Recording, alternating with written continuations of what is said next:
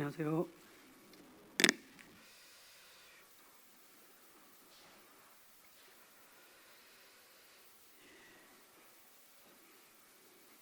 오늘도 에베소 말씀을 통해서 함께 말씀을 상고하고자 합니다. 에베소 말씀을 함께 보도록 하겠습니다.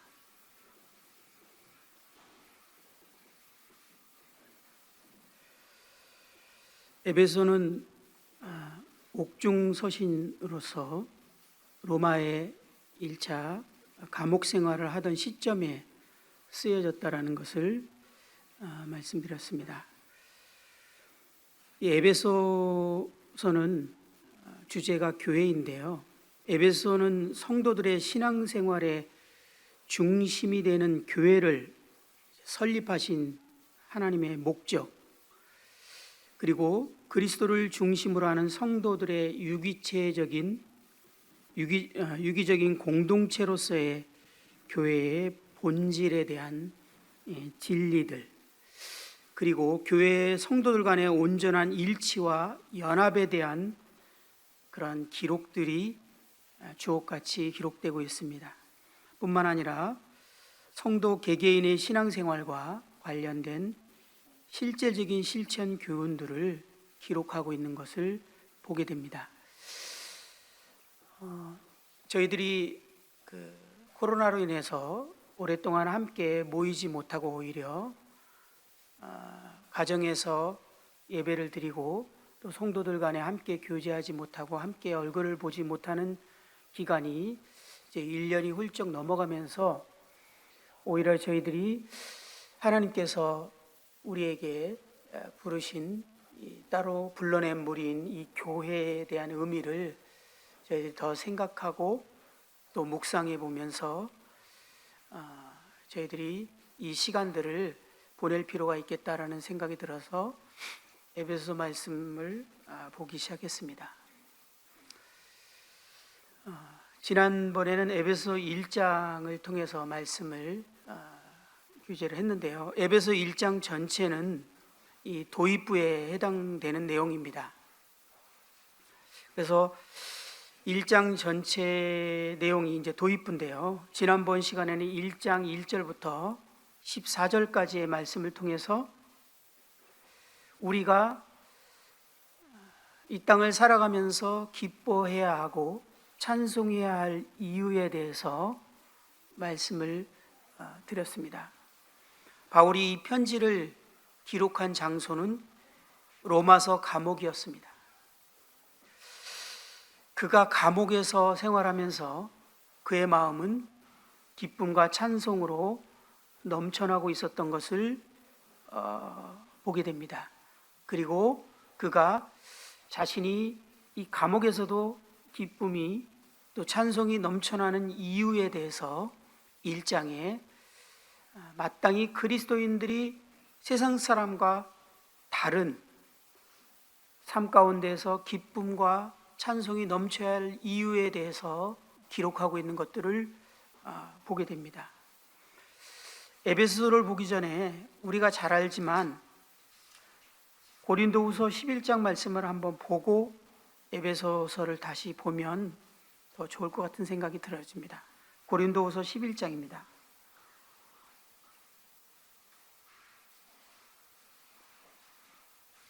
바울은 이 로마서에 이제 투옥한 후에 이곳에서 더 이상 다른 곳으로 이제 가지 못하게 되고 이곳에서 순교를 하게 됩니다. 바울이 이곳의 마지막에 이제 감옥에 투옥되기 전에 그의 삶은 우리가 잘 알고 있습니다. 그가 어떻게 살아왔는지 그것에 대해서 바울이 자신의 삶에 대해서 간단하게 소개하는 장면이 나오죠. 11장에 나오는데 23절부터 이렇게 표현하는 내용을 우리가 한번 보도록 하겠습니다. 23절입니다. 그들이 그리스도의 일꾼이냐? 정신없는 말을 하거니와 나는 더욱 그러하도다. 내가 수고를 넘치도록 하고 옥에 갇히기도 더 많이 하고 매도 수없이 맞고 여러 번 죽을 뻔하였으니 유대인들에게 40에 하나 감한매를 5번 맞았으며 3번 태장으로 맞고 1번 돌로 맞고 3번 파선하고 일주야를 깊은 바다에서 지냈으며 여러 번 여행하면서 강의 위험과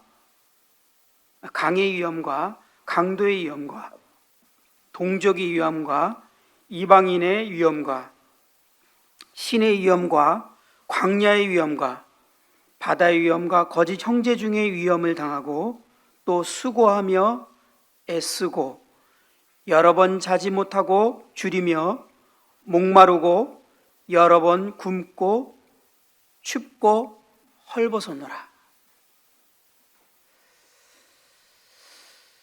세상에 이렇게 산 사람이 또 있을까요? 어떻게 이렇게 살아갈 수 있었을까요? 그런데 더 놀라운 것은 그가 자신이 복음을 전한 형제자매들에게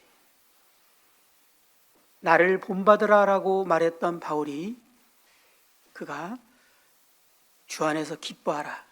다시 한번 말하노니 항상 기뻐하라 라고 말했다라는 것입니다.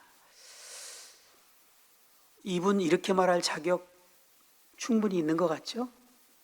그러면서 이 에베소서를 기록했는데요. 많은 서신들이 있지만 이 에베소서는 어떤 문제를 다루기 위해서 기록한 편지가 아닙니다. 에베소와 그 지역에 있는 소아시아의 성도들에게 근본적인 하나님의 목적과 신앙생활에 대해서 마지막으로 쓰는 심정으로 옥중에서 썼던 편지입니다. 그가 이 생활들을 지금 읽었던 이러한 과정들을 마치고 마지막 끝까지 감옥에서 인생을 마감하는데 그가 그 감옥에서 기쁨과 찬송을 마음에 이제 갖고 이 글을 쓰고 있는 것을 보게 됩니다. 그 이유는 우리가 잘 알다시피 그는 하늘에 속한 모든 신령한 복을 이제 구원으로 말미암아 갖게 됐다라는 겁니다. 우리들이 그리스도인들이 우리 서로 옛날에 인사할 때 제가 구원받고 얼마 안 있어서 형님들이 가르쳐준 기도법이 있어요. 새해 복 많이 받으세요라고 인사하면 안 된다. 우리는 더 이상 받을 복이 없다.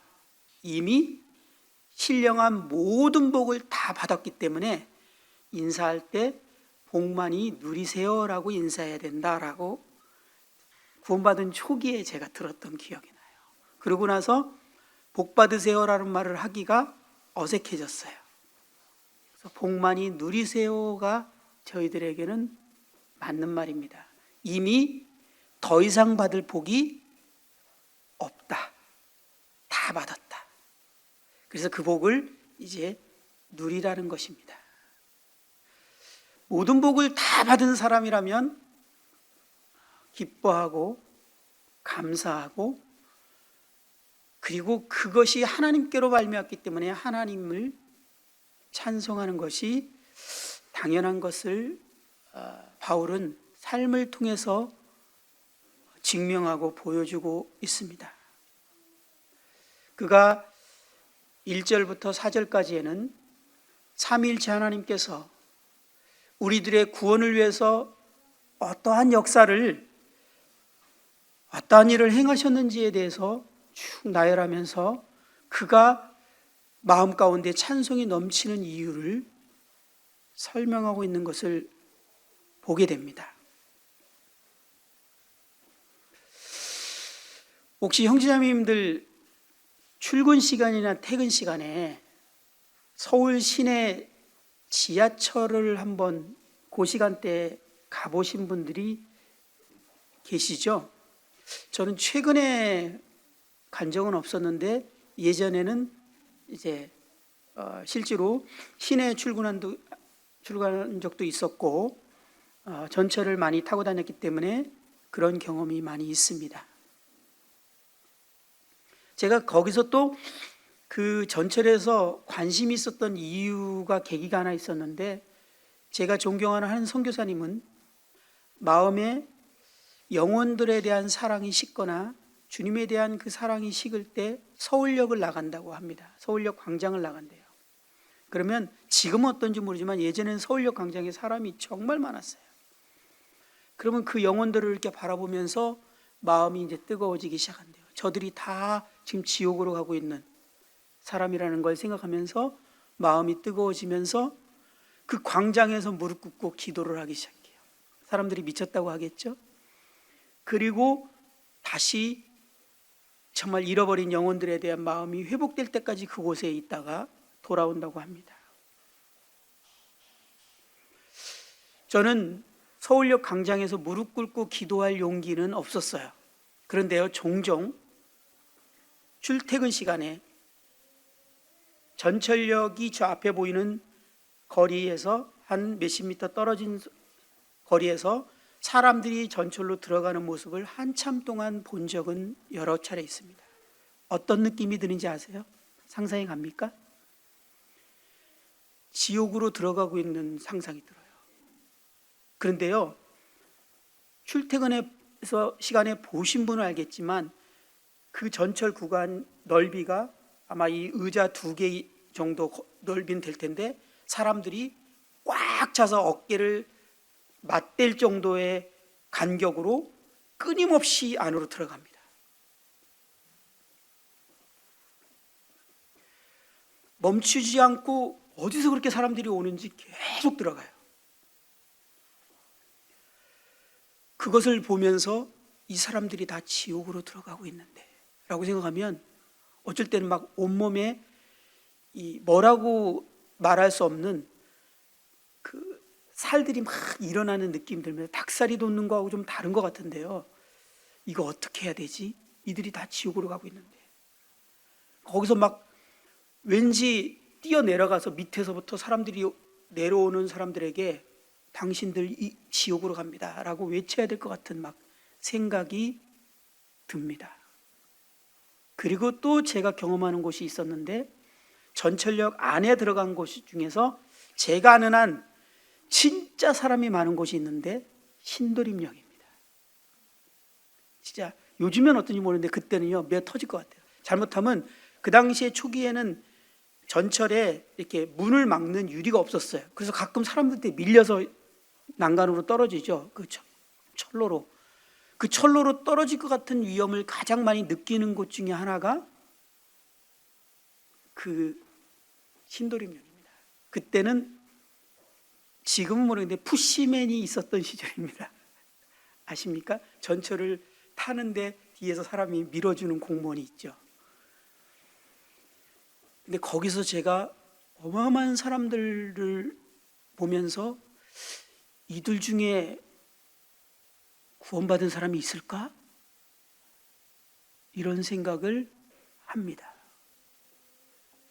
제가 구원받았던 시점에 대한민국에서 구원받은 사람을 만나는 것은 하늘의 별 따기보다도 어려웠습니다. 제가 서초동에 나름대로 규모 있는 교회를 다녔는데 거기서 구원받고 나서 우리 교회에 구원받은 사람이 있는가라는 것을 확인해보고 생각해봤는데 제 추측으로는 한 여집사님이 좀 달랐어요. 되게 가난한 분이었는데 뭔가 좀 느낌이 다른 분이 한 분 있었는데 그분이 구원을 받으셨다면은 받았을 것 같고 그 외에 내가 아는 그 수많은 성도님 중에 구원받은 사람은 단 한 명도 확인할 방법이 없었고 구원받지 않은 걸로 느꼈어요.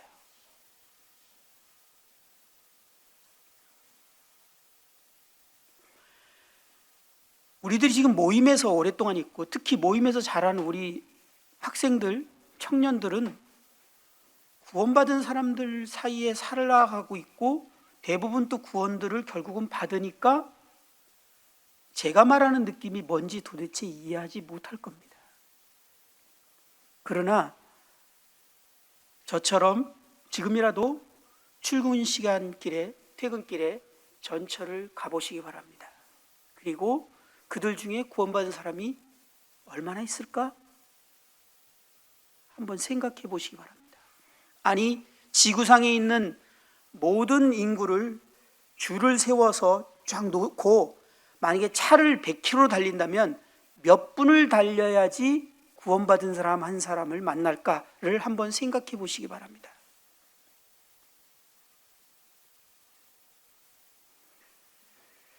예전 이런 생각을 참 많이 했어요. 왜? 구원받은 사람이 너무 없었거든요.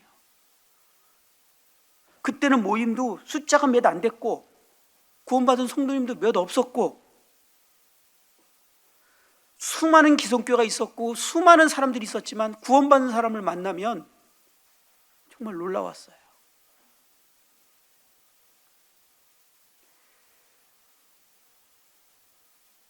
이 많은 사람 중에 하나님이 나를 택하셨다라는, 나에게 구원을 선물로 주셨다는 이 사실 하나만으로도 정말 어떠한 상황에도 평생 동안 감사하고 살 수 있을 것 같았어요. 그래서 하나님 앞에서, 하나님, 제가 평생, 그 당시에는 재래식 화장실이었죠, 이 똥을 그대는 지게로 펐어요. 아십니까? 차로 푸지 않고요, 아저씨가 오셔서 물초롱으로 큰 바가지를 퍼서 초롱으로 길어서 똥을 치웠어요. 서울 시내 아니고는 시골에 다 그랬다니까요. 그것을 제가 평생 직업으로 하고 살지라도 감사하고 살 수 있을 것 같습니다 라고 정말 그렇게 고백했어요. 아니, 하나님 앞에서만 고백한 게 아니라 성도들 앞에서도 그렇게 고백을 했어요. 내가 구원받았다는 이 사실이 이미 모든 복을 받은 것이고 세상에 그 어떤 것을 누리는 사람과도, 그 대통령일지라도, 이 세상에서 우리나라에서 가장 돈이 많은 부자일지라도 그 뭐라고 표현할 수 없는 하여튼 최고의 사람과 내가 가진 이 구원과 바꿀 것인가? 아니, 단 1초도 망설임 없이 그거 못 바꾸지 라고 말하는 것이 그 진정한 심정이 저의 심정이었어요. 그렇지 않습니까? 사실이 그렇지 않습니까? 윌리엄 맥도날드 형제님은, 제가 지난번에 말하고 그 책이 어디 있었나 하면서 보니까 영혼을 계산하는 삶에 있었더라고요. 이렇게 표현했어요. 그리스인은 누구나 모름지기 조용히 앉아 1시간 동안 지옥에 대해 생각해야 합니다. 그 영원한 그 후회, 그 어둠, 그 고통에 대해서 생각해 보아야 합니다.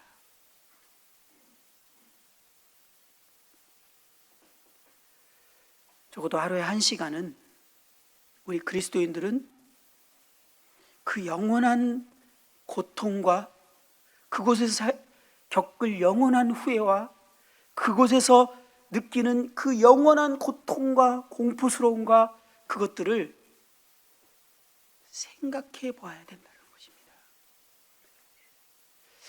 어쩌면 아침에 눈을 떠서 하루 중에 우리는 이것을 생각하고 시작해야 되지 않을까라는 생각이 듭니다. 그랬을 때 그리스도인들이 정말 영혼들에 대해서 생각하는 태도가 달라질 것이며 우리 하루의 삶이 정말 거기서 건진받은 것이 구원이라는, 구원은 건진받았다는 뜻이 아닙니까? 거기서 건진받았다라는 이 구원에 대한 감사가 내 하루의 기쁨과 찬송으로 시작되고, 하루에 동안 겪는 모든, 때로는 인간이 겪어야 되는 어쩔 수 없이 피할 수 없는 그런 힘든 일들과 여러 가지 어려움들을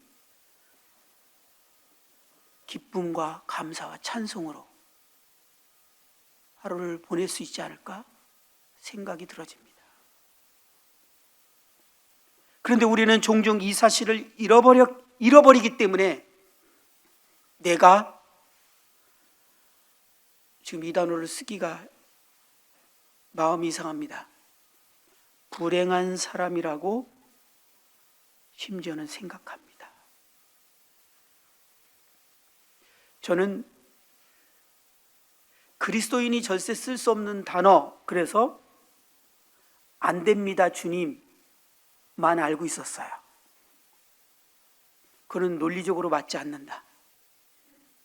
주님이라면 안 됩니다라는 것은 그리스도인들이 쓸 수 없는 논리적으로 맞지 않는 단어인데, 논리적으로 맞지 않는 단어 하나를 더 생각하게 됐어요. 그리스도인은 나는 불행하다, 불행한 한 사람이다라는 말은 결코 써서는 안 되고 논리적으로 맞지 않는 단어입니다. 정말 그렇다면 그는 그리스도인이 아닐 것입니다. 그럴 수 없지 않습니까? 우리는 신령한 모든 복을 다 가져버렸어요. 어떻게 그리스도인이 불행할 수가 있나요? 이미 다 이 복을 받고 누리고 이제 계속적으로 그 복을 우리가 갖게 될 것인데, 누리게 될 것인데, 그래서 우리는 불행한 사람이라는 단어를 쓸 수 없는 사람들입니다. 그것이 어떠한 상황일지라도 그것을 삶에서 증명한 사람이 바울이 아닙니까? 바울은 이러한 상황에서도 기뻐하라고, 감사하라고 말했던 사람입니다. 우리는 이 구원의 사실을 종종 잃어버리기 때문에 하나님께 무언가 부족하다고 말하고 있고, 하나님이 주시 않는 것 때문에 때로는 원망을 하고 하나님에 대해서 오해를 하기도 합니다.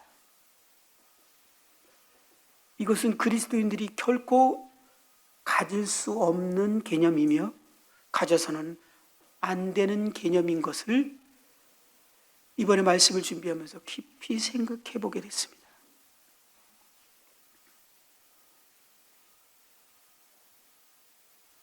이 세상의 몇 프로가 정말 하나님의 사랑을 받았을까요? 그 로또가 당첨되는 확률보다 더 엄청난 확률 안에 우리가 들어갔는데, 그 복권이 당첨된 그거하고는 비교도 할 수 없을 어마어마한 복을 받은 저희들이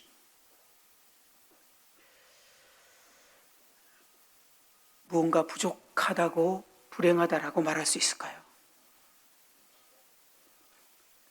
우리가 이 사실을 기억한다면 구원받은 성도들은 항상 기뻐하며 감사와 찬송이 있는 삶을 살아야 하는 것이 마땅한 것을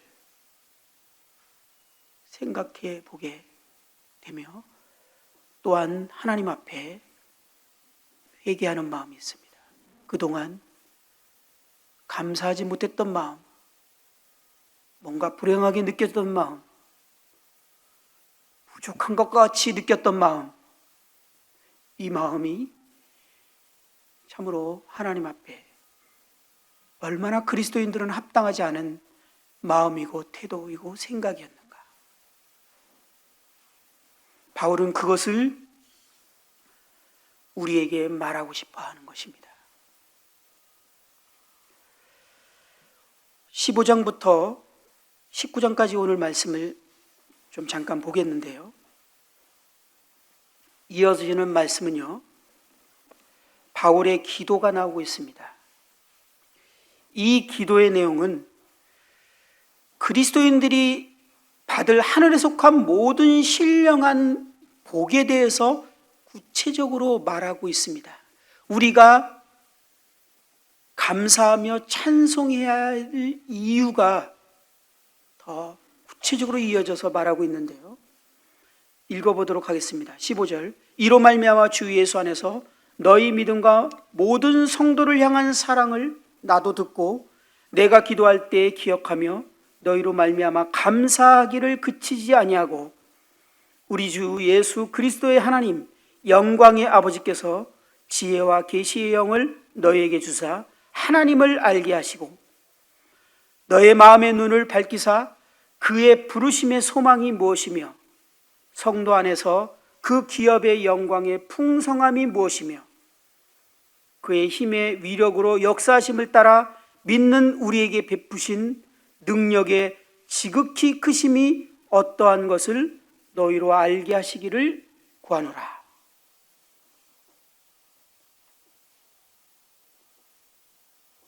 바울은 이 기도를 통해서 구원받은 그리스도인들이 하나님께서 우리에게 주신 이 신령한 복, 이 네 가지의 영적인 복에 대해서 분명하게 알게 되기를 기도하고 있습니다. 기도를 하고 있다는 사실에 우리는 주목해 볼 필요가 있습니다. 바울이 단지 그것을 설명하는 것을 넘어서서 이 편지를 받는 수신자들이 이 내용을 분명하게 알게 되기를 기도하고 있습니다. 그가 알기를 원했던 네 가지 내용을 보면 17절에는 하나님을 알게 되는 것입니다. 그리고 두 번째 18절에는 부르심의 소망이 무엇인지 알게 되는 것이었습니다. 그리고 세 번째는 성도의 기업의 풍성함을 알게 되는 것이었습니다.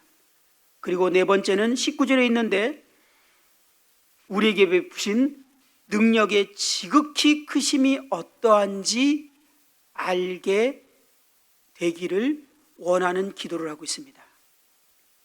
바울이 이것을 기도하고 있는 것은 바울이 알게 되기를 원했던 개념은 단순히 바울이 말하는 것을 이해하고 가르치는 것을 듣고 아는 것을 뛰어넘는 알미였습니다. 17절에는 이 표현을 지혜와 계시의 영으로 말미암아 알기를 원한다라고 말하고 있고 18절은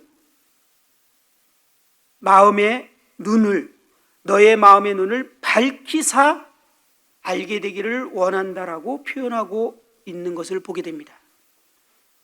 이 계시는 하나님의 성령을 통해서 조명을 받아서 알게 되는 것을 말할 때 계시라고 말합니다. 그러니까 우리가 배워서 알고 책을 읽거나 단지 설교를 듣고 가르침을 받아서 아는 것을 뛰어넘어서 어떤 그런 과정이든지 스스로 성경을 읽든지 그 말씀을 듣든지 묵상을 하든지 방법은 다양하겠지만 성령께서 직접 개인에게 조명해줘서 그것을 알게 되는 것을 말하고 있는 것입니다. 그리고 지혜는 이 지식이 그 조명으로 말미암아 실제로 삶 가운데 능력 있게 적용이 되고 삶의 열매를 맺게 되는 그런 영역을 말하고 있습니다. 마음의 눈은 이 성령의 조명으로 인해서 마음 가운데 큰 확신으로 탁 믿음으로 자리를 잡게 되는 것을 표현하는 표현이었습니다. 바울은 우리에게 주어진 신령한 복을 이렇게 알게 되기를 원했던 것입니다. 자, 이것을 이미 지난 말씀으로 구원이라는 내용으로만 봐도 우리는 이해되죠? 우리 교회 안에 있는 사람이라면 적어도 복음의 내용을 모르는 사람은 없습니다. 초등학생까지도 우리 정결이 정의도 있지만 알 거예요. 아마 물어보면 복음의 내용을. 그러나 그것이 어느 날 성령께서 조명으로 계시로 말미암아 알게 되는 날이 와야만 합니다. 그렇죠? 그것이 바울이 말하는 알미예요. 그 알은 그가 삶의 변화를 겪습니다. 이제 그것은 마음에 큰 확신으로 자리 잡게 되고 그것이 삶의 능력으로 적용되고 역사되기 시작합니다. 이것이 바울이 지금 기도하고 있는, 이 편지의 수신자들이, 이 편지를 읽는 그리스도인들이 알게 되기를 원하는 알미였다라는 겁니다. 근데 바울은 지금 구원받은 그리스도인들을 위해서 알기를 원한다라고 말하고 있어요. 그것이 뭡니까? 지금 말하고 있는 네 가지의 하나님이 주신 신령한 복을 성령의 조명으로 말미암아 알게 되기를 원한다는 거예요. 왜요? 저희들은 이미 지식으로 많은 영역을 알고 있습니다. 그런데요, 저를 볼 때 이것이 제 삶에 영향력을 별로 미치지를 못해요. 이것이 능력으로 제 삶을 이끌어가지 못해요. 이것이 바울과 같은 삶을 살아가게 하지 못하고 제 삶 가운데서 기쁨과 찬송이 넘치는 삶이 되지 못해요. 그렇다면 그것은 바울이 기도한 그 알미 내 삶 가운데 역사되지 않은 것입니다. 지식으로 알고 있는 거예요. 아직.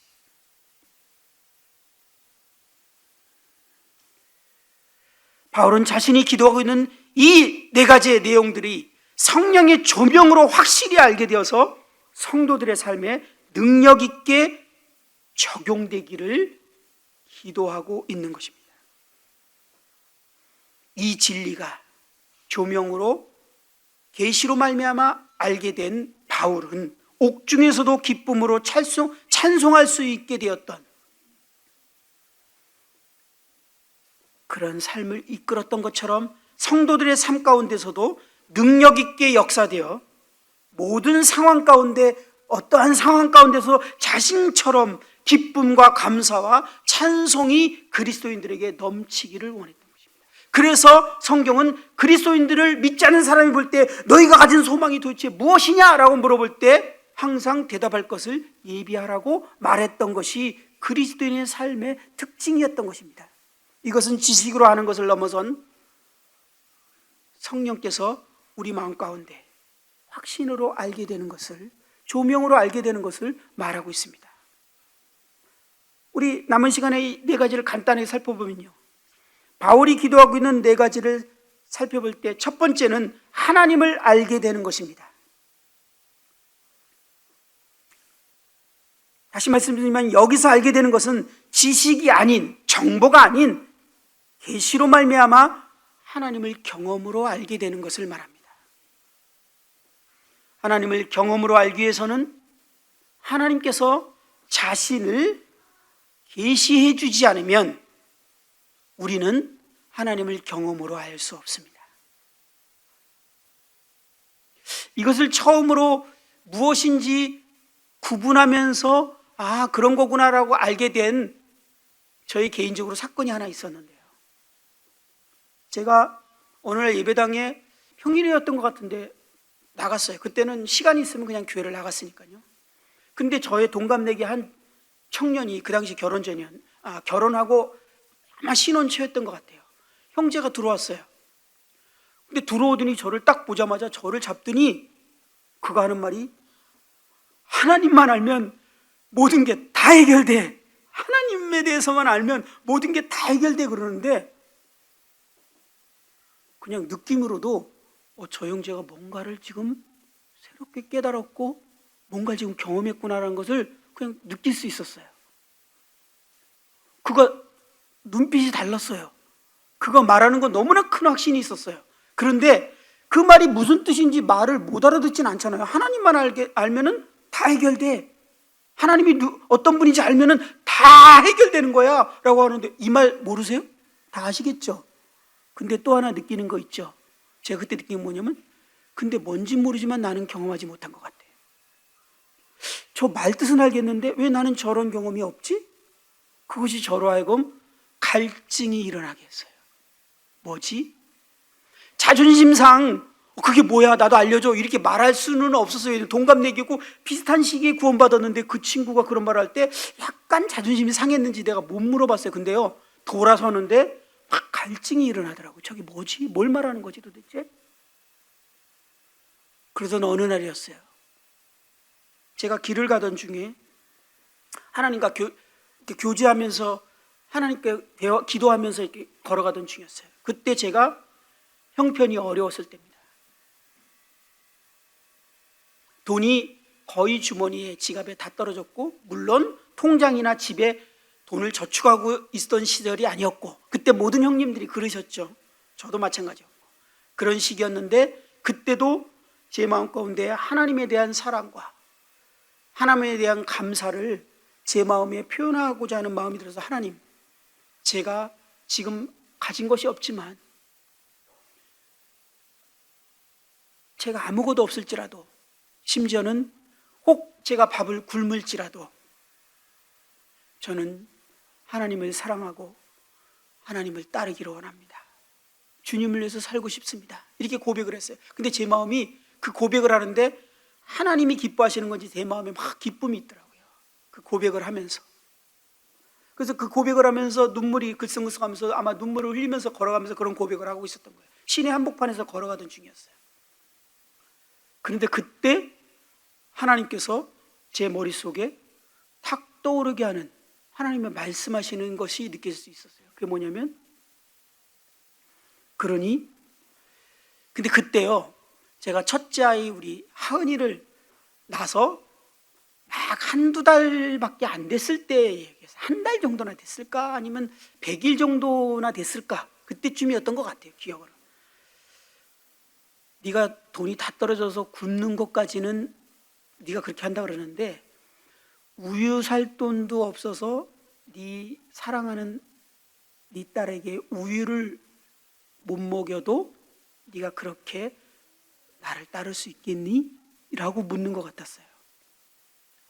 근데 그것을요, 한 번도 생각해 보지 못했던 영역인데, 그게 딱 생각이 주님 말씀한 것처럼 떠올리면서 그 순간 상상력이 잠깐 돌아갔는데, 얘가 뭘 알아요? 저는 믿음 때문에 굶어도 하나님께 기뻐할 수 있지만, 아기는 배고프면 그냥 우는 거잖아요.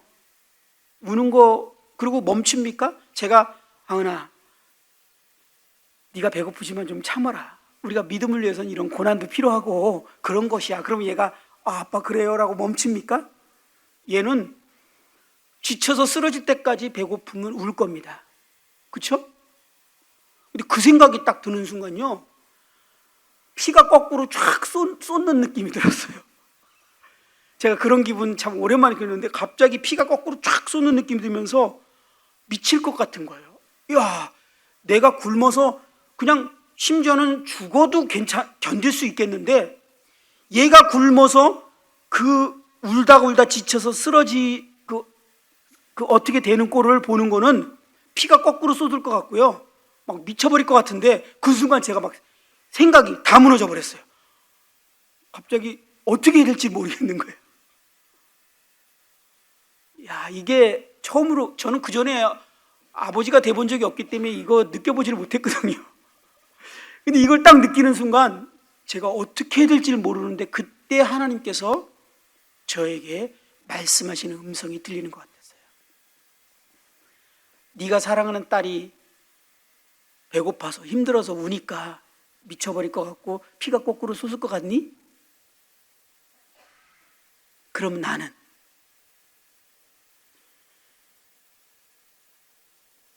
네가 네 딸을 사랑하는 것과 내가 너를 사랑하는 것과 누가 더 사랑할 것 같니? 근데 네가 배고파서 운다고? 그러면 나는 어떨 것 같니? 이렇게 딱 말씀하시는데, 야, 진짜 한 번도 생각해 보지 못한 내용이었어요. 그 순간 갑자기 제 모든 생각이 막 일깨워지면서, 그렇다고? 그러면 하나님은, 내가 미칠 것 같으면 하나님은 어떻게 될 것 같은가 생각할 때 이게 상상력이 안 발휘되는 거야. 어쨌든 저보다 훨씬 더 고통스럽고 훨씬 더 괴로울 거라는 것에 대해서 그냥 의심이 되지 않고 딱 이해가 됐어요. 그 순간 제가 어떤 마음이 됐을까요? 제가 그때요, 걸어가면서, 하나님 저 박 굶기시면 울어버릴 거예요. 딱 그러고 씩 웃으면서 걸어갔어요. 그때요, 하나님이, 그냥 제 표현입니다, 제 말에 겁을 바짝 먹는 느낌을 받는 것 같았어요. 제가 하나님 협박해 본 사람입니다. 하나님 바싹 쫄았어요. 제가 울까봐. 왜? 하나님 저를 사랑한다는 것이 어떤 개념인지 그때 처음 제대로 알아버렸어요.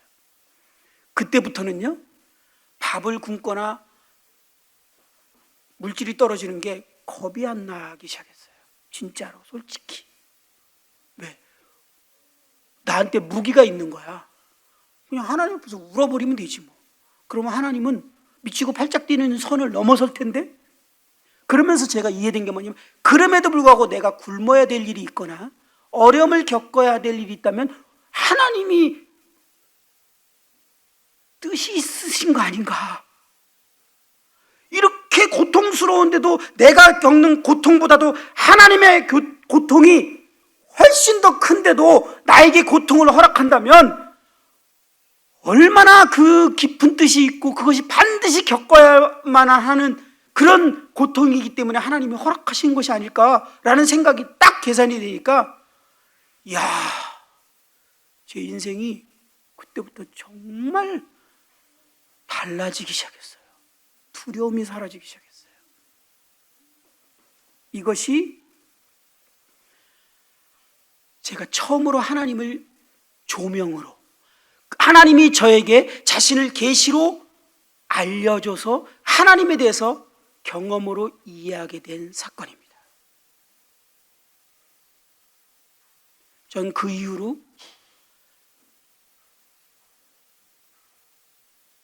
제 무기가 있어서 빚을 져보지 않았던 것입니다. 하나님이 안 주셔? 그러면 굶지 뭐. 굶다 힘들면 울지 뭐. 그러면 하나님이 어떤 상황일지 저는 너무나 잘 아는 거예요. 이것이 저에게는 지식이 아닌 하나님이 저에게 보여주신 계시의 영으로 알게 된 하나님이십니다. 바울이 우리가 하나님을 알게 되기를 원했던 것은 바로 이런 것이었어요.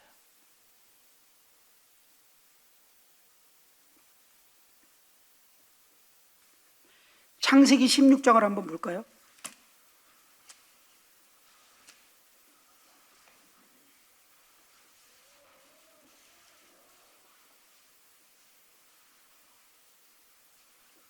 창세기 16장에는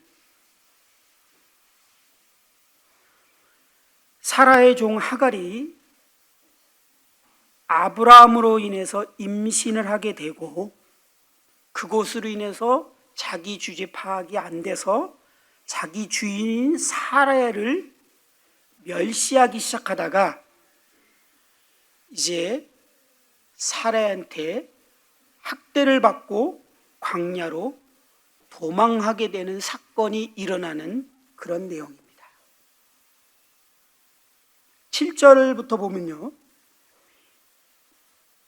6절에 아브라함이 사라에게 이르되 당신의 여종은 당신의 수준에 있으니 당신의 눈에 좋을 대로 그에게 행하라 하며 사라가 하갈을 학대하였더니 하갈이 사라 앞에서 도망하였더라.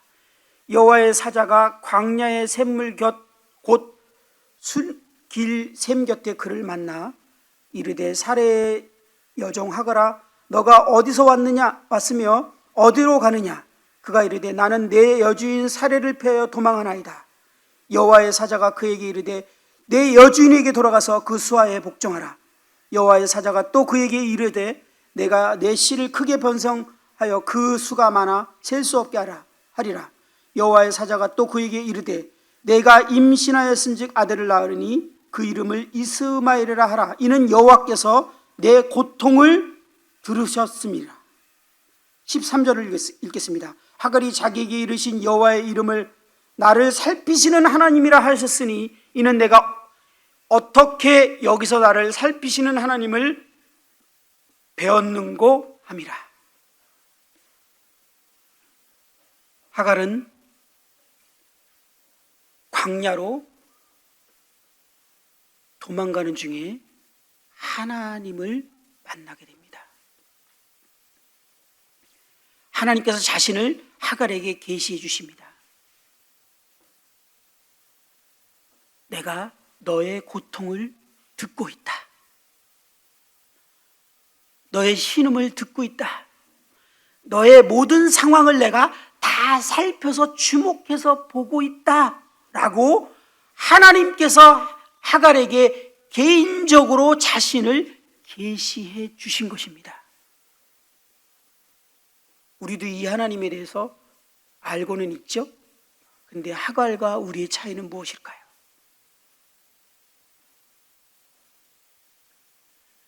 하갈이 하나님을 개인적으로 알게 됐을 때 그의 인생은 어땠을까요? 달랐을 것입니다. 그는 다시 주인에게로 돌아갈 수 있었어요. 그리고 주인에게 받는 모든 학대와 고통을 하나님께서 다 신음할 때마다 들어줄 거고 같이 아파해 줄 거고 그 모든 상황 하나하나를 내가 살펴서 주목하여 보고 내가 너를 도울 것이다 라고 하나님 말씀하신 것을 이제 알아버린 거예요. 그는요, 그 두려운 상황으로 다시 돌아갑니다. 말씀 한 군데만 더 보면요, 시편 139편입니다.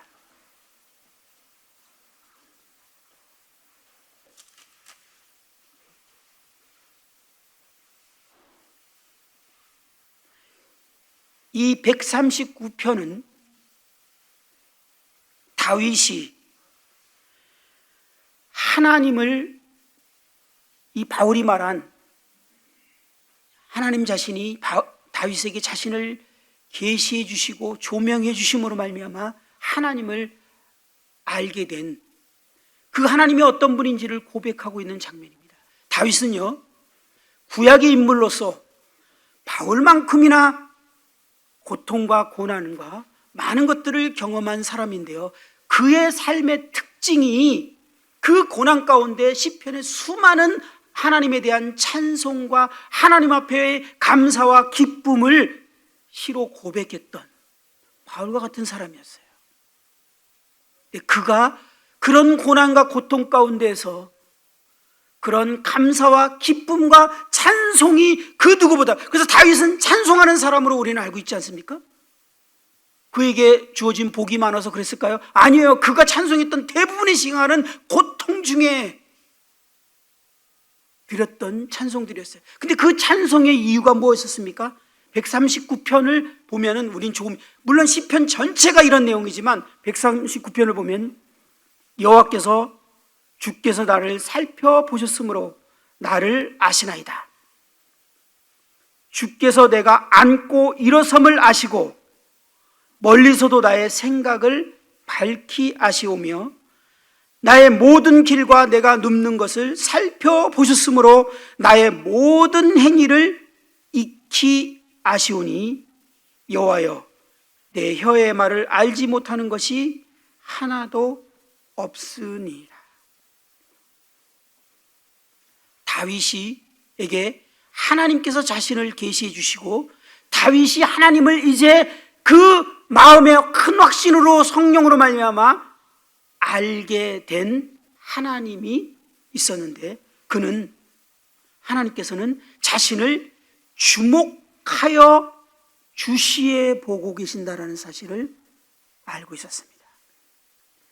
자신의 모든 상황을 완벽하게 주시해서 살펴보고 계시기 때문에 자신의 모든 행동 하나하나, 숨 쉬는 것까지, 모든 생각들, 모든 상황들을 하나도 빠짐없이 주시해서 보고 계시고 알고 계시는 하나님이시라는 것을 다윗은 알아버렸어요. 하나님이 다윗에게 자신을 그렇게 조명해 주셨어요.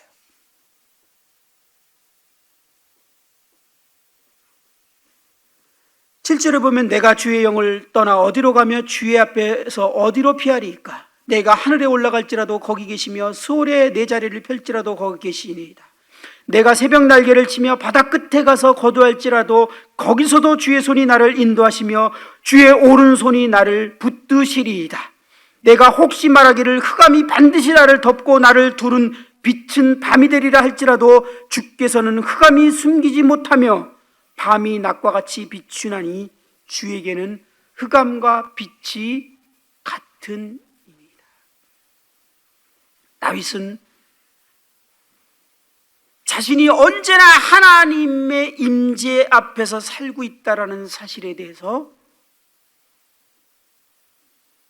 알게 되었어요. 결코 하나님의 그 임재에서 하나님의 계획과 그 뜻과 그의 의도하는 목적에선 단 0.1초도 그 어떤 상황도 벗어날 수 없고 그 하나님의 모든 계획 안에서 자신이 지금 이루어지고 있다는 사실에 대해서 확실히 깨달아 알게 됐어요. 그는 결코 홀로 남겨진 적이 단 한순간도 없다라는 사실을, 하나님의 눈에 띄지 않고 어떤 일이 진행되거나 넘어가는 일은 단 한순간도 없다는 사실을 확실하게 알아버렸어요. 자기가 그냥 누구한테 듣고 배워서 한 것이 아닙니다. 하나님께서 그렇게 하갈에게 나타나서 말씀하신 것처럼 다윗에게 알려주신 거예요. 그 고난 가운데서.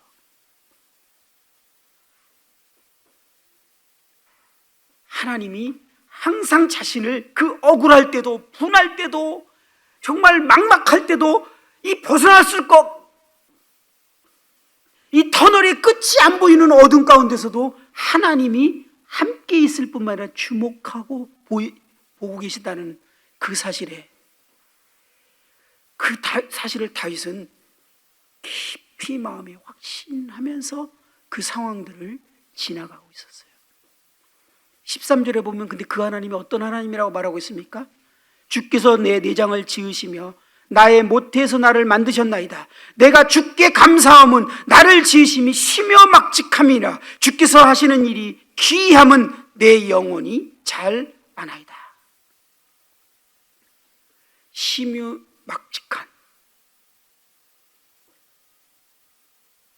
심히 기묘한 이 인간을 지으신 완전하시고 완벽하시고 전능하신 하나님이 그분이시라는 것을 자기 자신과 인간들을 볼 때 다윗은 그가 지은 피조물을 볼 때 이해할 수 있었어요. 아니, 성령께서 조명해 주셨어요. 이 전능하신 하나님이, 이 온 우주 만물과 인간을 만드신 하나님이 나를 주목해 보시고 내가 진행되고 있는 모든 것을 단 한순간도 놓치지 않고 보고 계시고, 내가 겪는 모든 마음의 생각과 느낌과 아픔과 분함과 억울함과 또는 겪는 모든 것들을 알고 계신다라는 이 사실을 다윗은 확실히 알았습니다. 바울이 기도한 것처럼.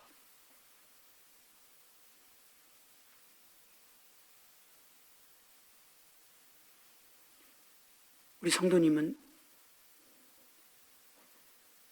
하나님을 어떻게 알고 계십니까? 물론 지금 말한 모든 내용을 모르시는 내용은 하나도 없으리라 알고 있습니다. 예, 저도 알고 있습니다. 그러나 바울이 기도했던 것처럼 지혜와 계시의 영으로 하나님이 자신을 조명해서 그 하나님에 대해서 알므로 말미암아 우리의 삶이 그것이 능력으로 적용되고 있고 경험되고 있느냐 하는 것입니다.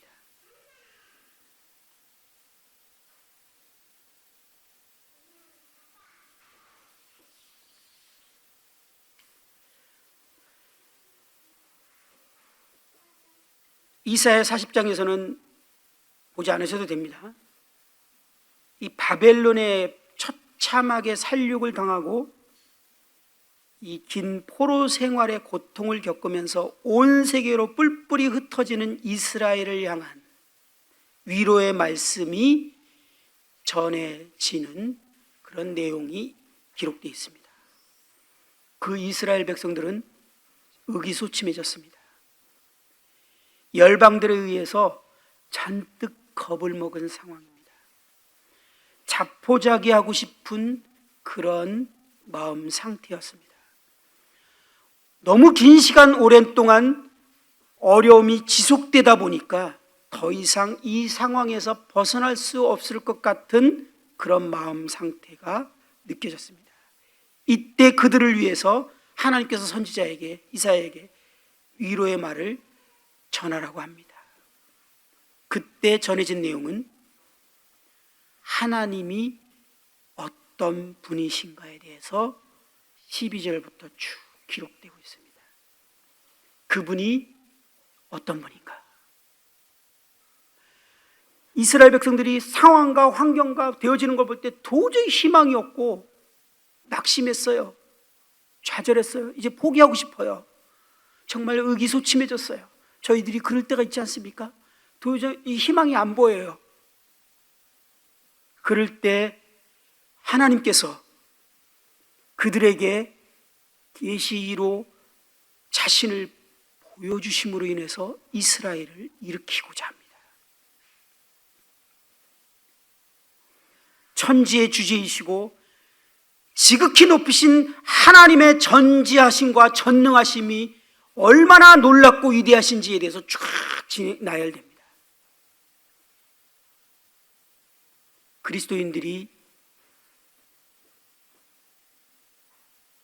얻는 힘과 능력은 어디에 있습니까? 그리스도인들이 기뻐하고 감사하고 찬송이 넘쳐야 될 그 근거는 어디서부터 출발됩니까? 세상 사람들과 다르지 않습니까? 그 어떠한 상황에도 우리는 감사와 기쁨과 찬송이 넘칠 수 있는 자원을 이미 가진 자들인데 그 첫 번째 자원이 하나님에 대해서 알게 되는 거죠.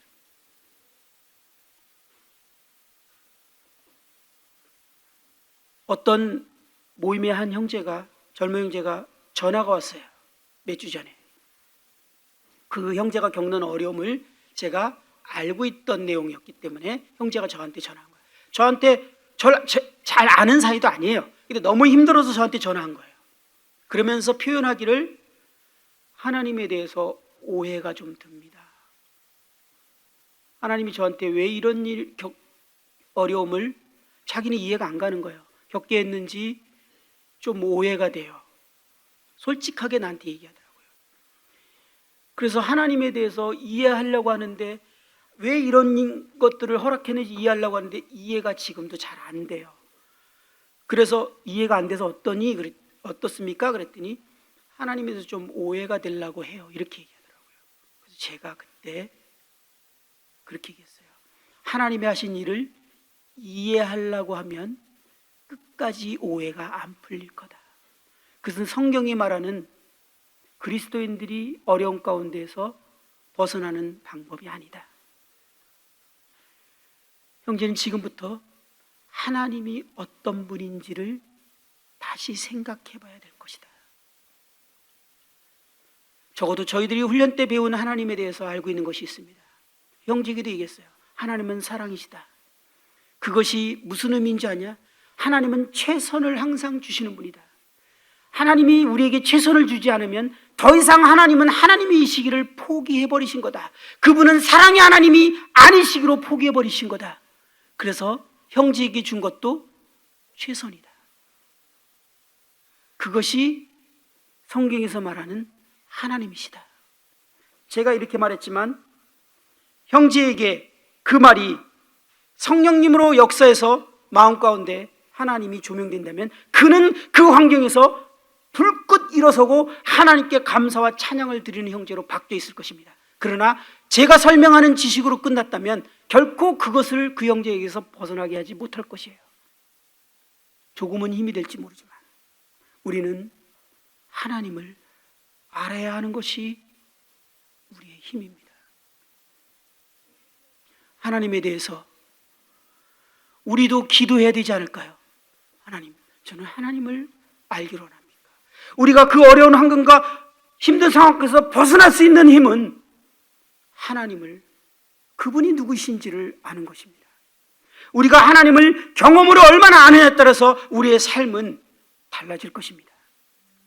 그것이 우리만이 누릴 수 있는 복이라는 것입니다. 자연인은 결코 하나님을 알 수 없습니다. 결코 하나님을 이해할 수 없고 결코 그들은 알 수 없습니다. 그러나 우리에게 주어진 복은 우리는 하나님이 어떤 분인지를 알 수 있는 지혜와 계시의 영인 성령이 우리 안에, 그 조명을 해주실 성령이 우리 안에 거하신다는 사실입니다. 우리는 성령을 통해서 하나님을 알 수 있는 복을, 이 신령한 복을 가진 자들입니다. 오늘 이 네 가지를 다 다루려고 그랬는데 하나밖에 못했어요. 나머지는 다음에 또 기회가 되면 나누도록 하겠습니다. 우리 그리스도인들은 모든 상황과 어떤 상황 가운데서도 기뻐하며 찬송이 넘쳐야 함을 생각해 보게 됩니다. 바울이 이 편지를 받는, 이 편지를 읽는 수신자들, 저희들을 포함해서 이 수신자들이 이러한 삶을 살아가기를 간절한 마음으로 기도하며 이 내용을 쓰고 있는 것을 보게 되고, 그 본인은 실제로 감옥 속에서 이 기쁨과 찬송이 흘러 넘치고 있는 것을 보게 됩니다. 그 근거는 자신이 구원을 받았다는 이 놀라운 사실과 지혜 계시의 영인 성령께서 자신 안에서 이 하나님을 사귐 가운데서 그분을 알아가게 하고 있다라는 이 사실을 말하고 있음을 우리는 보게 됩니다. 저희들이 참으로 모든 신령한 복을 다 이미 받은 자임을 기억하면서 우리가 기쁨과 찬송 가운데 살아가기를, 이 바라는 소원을 저희도 함께 기도했으면 좋겠다라는 생각이 들어집니다.